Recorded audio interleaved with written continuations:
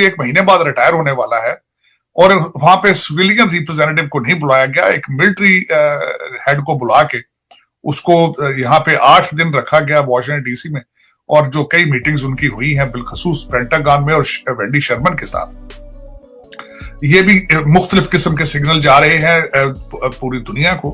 अब उसमें ये जो देखा जा रहा है, और दूसरा उसके साथ जो रीसेंट डेवलपमेंट है कि बिलावल साहब जो जब गए जर्मनी के दौरे में, तो वहां पे वहां उनकी जो फॉरेन मिनिस्टर है एना लेना बेयरबाक उसका नाम है, उनके साथ खड़े होकर उन्होंने कश्मीर की बात की और वहां से 1 करोड़ यूरो की कमिटमेंट भी लेकर आए सैलाब के लिए।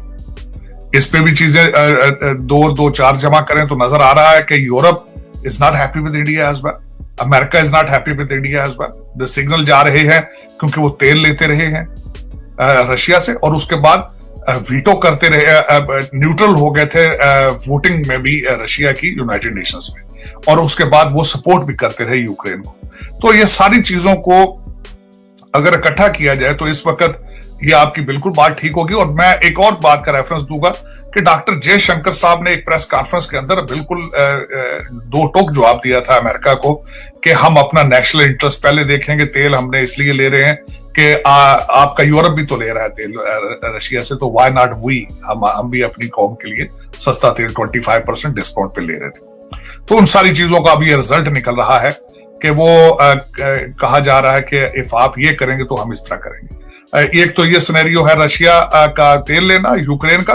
तीसरी चीज एक वॉशिंगटन डीसी के अंदर सर्कल्स में ये भी बात चल रही है जिसको अगर जोड़ा जाए तो डिप्टी शेर मोहम्मद साहब ने भी बात ये की थी कि शायद America is interested in having air base in Pakistan. एक उसकी यहां तक भी बात चल रही है जिसमें शेर मोहम्मद साहब ने कहा था कि हमारे पास प्रूफ मौजूद है कि ड्रोन्स कहां से उड़ रहे हैं। दूसरा पिछले दिनों में ये भी था, तकरीबन 17-18 के करीब जो जहाज गए थे सामान यहां से सैलाब के लिए, तो ये भी ये खबर सुनी थी कि अमेरिकन दे आर आस्किंग कि हम मजीद जहाज भी वहां भेजेंगे लेकिन हमें सेपरेट एयरबेस चाहिए, वही एयरबेस जो उनके पास पहले थी, शमसी एयरबेस।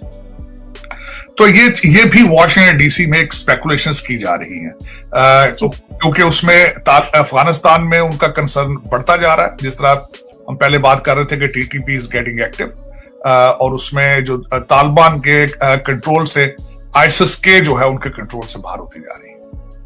तो उसमें वो अमेरिका हैज कंसर्न कि वो आईसिस के जो है उसके वहां पे अगर ज्यादा चीजें तेज हुई, Taliban won't be able to control it, तो वो चीजें एक्सपैंड भी कर सकती हैं। दूसरा, एयरबेस की जरूरत इसलिए भी समझी जा रही है उस रीजन में to keep the eye on China, क्योंकि चाइना ने जिस तरीके से ताइवान में बिहेव किया है नैन्सी पेलोसी के ट्रिप के बाद, American they were reassessing it, कि रीअसेस करके हमें उस एरिया में, उस रीजन में अपनी प्रेजेंस बढ़ानी पड़ेगी, और बढ़ानी भी चाइना के और रशिया के बिल्कुल करीब बढ़ानी पड़ेगी।